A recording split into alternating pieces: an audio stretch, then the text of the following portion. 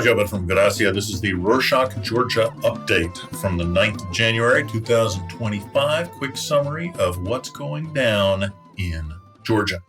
On Monday the 6th, France's President Emmanuel Macron spoke about Russia's recent aggressive actions during a conference. French ambassadors, he said that Russia's behavior towards neighboring countries, including Georgia, has become increasingly hostile. Yeah, no shit, Emmanuel. Macron criticized Russia for destabilizing Georgia's election process, leading to electoral fraud. He also talked about Russia's failed attempt to influence elections in Moldova and its turning its back on what had been, at least officially, its ally Armenia during Armenia's war with Azerbaijan. Prime Minister Irakli Kobakhidze commented on those statements, saying that France should instead focus its attention on Russia's involvement in Ukraine, which the West has abandoned for destruction. He also said that he would not reply to the rest of Macron's speech about Georgia, calling it, you guessed her, Chester, lies. Up next, on Wednesday the 8th, Georgian Dreams, or Kotsebi's political council, issued a statement criticizing Western sanctions imposed on Bidzina Ivanishvili and other officials, hilariously calling these actions anti-Georgian and undermining public trust in Western institutions. In the statement, the party heavily relied on its conspiracy theory messaging about the global war party that the Kotsebi invented and does not in fact exist, and even more, an idiotic deep state networks narrative saying that these forces aim to drag Georgia into a war with Russia.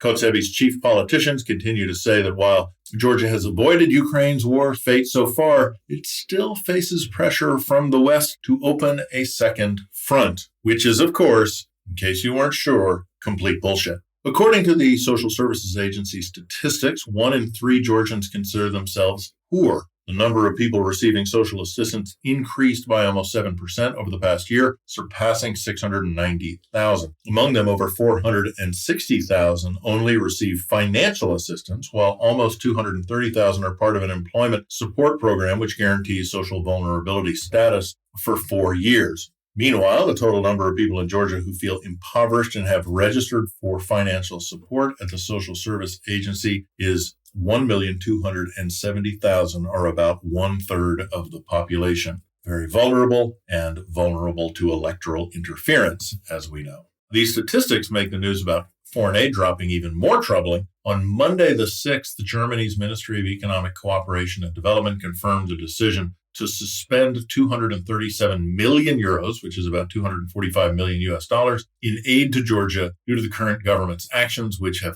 halted the country's EU integration process. Georgia will also stop taking on new commitments with Georgia and plans to review future projects. The suspended projects include green hydrogen development, water infrastructure modernization in Batumi, a seaside city in western Georgia, and energy network expansions. According to the statement, Germany's development policies aimed at furthering Georgia's EU alignment with the Georgian government is no longer pursuing this. However, ongoing projects benefiting pro-European citizens, and I quote, like legal consultations and cybersecurity training, will continue. In other news, on Sunday the 5th, Lex Friedman's podcast released a new episode featuring a 3-hour interview with Ukrainian President Volodymyr Zelenskyy. During the conversation, Zelenskyy briefly discussed Georgia's shifting geopolitical alignment, moving away from the West towards Russia despite its ongoing frozen conflicts in Abkhazia and South Ossetia, both occupied by Russia. Zelenskyy explained that Putin's strategy is to keep the conflicts frozen, knowing that countries with unresolved territorial disputes are excluded from EU and NATO membership. He also highlighted that many young Georgians are seeking better opportunities abroad in Europe, the US, and UK. Despite fears that political instability and colonial status will cause a financial downturn in 2025, 2024 was a positive year for Georgia in terms of the traditional blunt macroeconomic measurements. According to preliminary estimates by the National Statistics Office in Georgia, in November 2024, the real gross domestic product grew by 7.5% compared to the same period last year, while the average growth rate for the first 11 months of 2024 was a little bit over 9%. They did not specify which percentage of that went to Bidzina Ivanishvili and his cronies. National Statistics Office of Georgia also reported that in November, the sectors contributing significantly to growth included professional, scientific, and technical activities, whatever those are, information and communication, meaning international giggers, transportation, and warehousing, meaning sanction busting.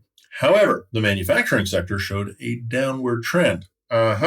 And of course, lots of this was the splashing around of pre-election cash, as well as expenditures by newly arrived people from Russia. On Saturday the 4th, Georgia's Ministry of Internal Affairs announced the expulsion of 25 foreign nationals who participated in pro-European demonstrations in November and December. All of them had been fined for allegedly disobeying police orders. Among them was American citizen Nick Loladze, who was arrested during a protest and fined 2,800 lari, which is $1,000. He said that he was threatened in order to leave the country within 5 days. He appealed the decision in court, spending 14,000 lari, which is $5,000 on legal services, but admitted that the appeal will be unlikely to succeed because the government has labeled him as a threat to national security. He also received threatening calls and messages urging him to leave. On the 28th of December, he was temporarily detained again at passport control at the airport, likely to intimidate him and dissuade him from ever returning to Georgia. Andro Chichinadze, renowned Georgian actor arrested during pro-European demonstrations, had his part cut from a TV ad for Visol, a Georgian oil company. Chichinadze was detained on the 5th of December, charged with organizing group violence, along with several other pro-European demonstrators. If found guilty, he could face 4 to 6 years in prison. However, the prosecutor has yet to present any evidence of his wrongdoing. The company denied any political motives behind their decision, stating that they only had the right to use the actor's image until November 2024. Actor's mother posted on social media that Visoil representatives contacted her to apologize, but she refused to speak with them, calling their actions shameful. Later on, the company removed the ad from the television altogether. On another note, a traditional New Year's address by Patriarch Ilya II, head of the Georgian Orthodox Church, took a strange turn this year. The address posted on the church's official page was unusually brief, just over a minute long, without close-ups of the Patriarch and with numerous cuts to ecclesiastical imagery. Shortly after its release, conspiracy theories emerged saying that the video was fake and edited from previous year's addresses. Andrea Kobakhidze, head of the church's public relations department, confirmed these conspiracy theories on Saturday the 4th, saying that the video was indeed a montage. However, he clarified that neither he nor his department was responsible. The identity of the person who decided to publish the video is unknown. This incident raises further concerns about the health of Ilya II, who is 91 years old and unable to move without help.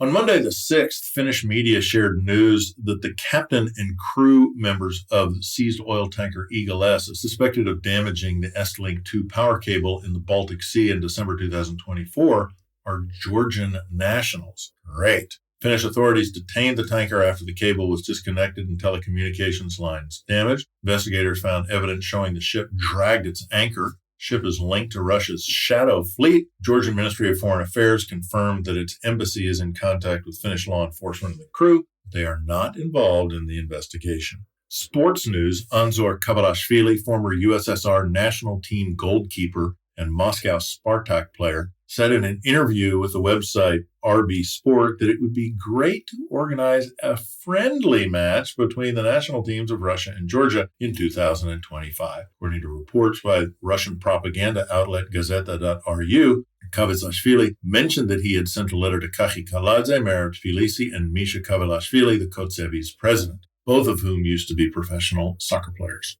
Closing this show with business news, a branch of Sivoranya, a popular Russian restaurant chain, is planning to open in the center of Tbilisi on Freedom Square, same building as Bidzina Ivanishvili's luxury hotel, Paragraph Tbilisi. The chain is owned by Russian billionaire Arkady Novikov, who has very close ties with Vladimir Putin. The restaurant will operate under the English name Cheese Farm.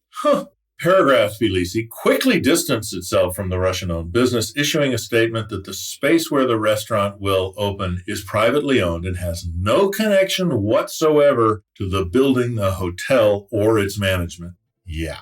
And that's it for this one. Thank you for joining us. Thanks for sticking around for this episode of the Rorschach, Georgia Update. After 9 days, thank you for your support, shares, and feedback. Got any ideas, suggestions, or just want to say hi? Drop us a line at info@rorschach.com. Here's to another year of keeping you in the loop of what's going down in Georgia. Happy 2025.